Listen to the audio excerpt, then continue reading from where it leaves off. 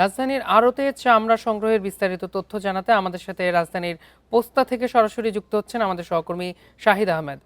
শাহিদ, ঈদের তৃতীয় দিনে চামড়া সংগ্রহের বিস্তারিত তথ্য আপনার কাছে কি আছে জানাবেন।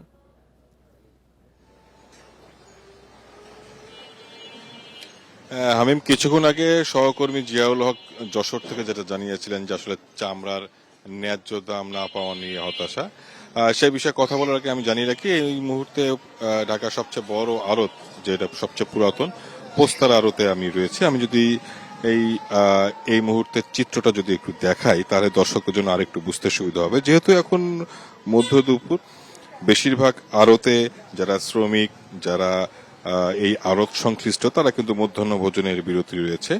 আর আপনি দেখতে পাচ্ছেন যে সবগুলো আড়তেই কিন্তু কাঁচা চামড়া পশুর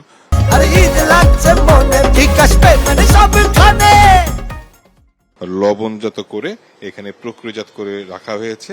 আরো কয়েকদিন পরে ট্যানারি মালিকদের যারা এজেন্ট বা প্রতিনিধি, তারা এই আড়ত থেকে এই চামড়াগুলো কিনে ট্যানারিতে নিয়ে যাবেন, তারপরে আসলে রপ্তানির জন্য প্রক্রিয়াজাত শুরু হবে।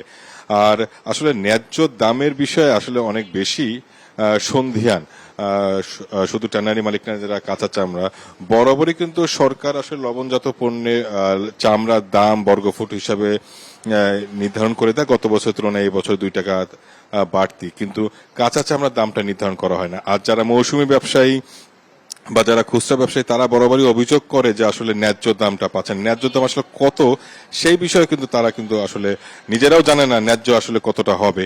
এমনটা বলছেন যারা আড়ত মালিক সমিতি বা ট্যানারি মালিক সমিতি।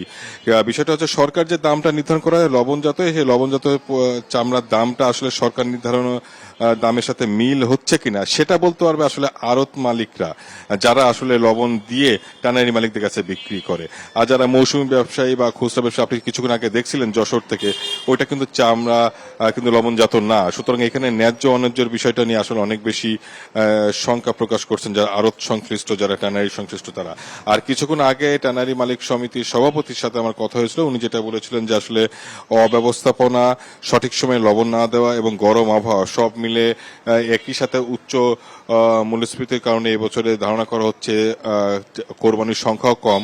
গত বছর 91 লাখ হয়েছিল, এবার আশা করা যাচ্ছে 90 লাখের কাছাকাছি। সব মিলে তারা বলছে গত বছরের তুলনায় প্রায় 10 লাখ পিস কোরবানির চামড়া কম সংগ্রহের তারা বলছে এবার হবে।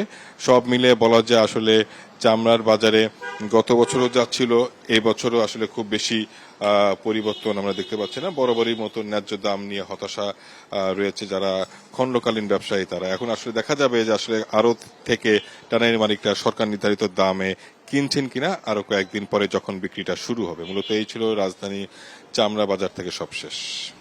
রাজধানীর পোস্তা থেকে জানাচ্ছিলেন আমাদের সহকর্মী।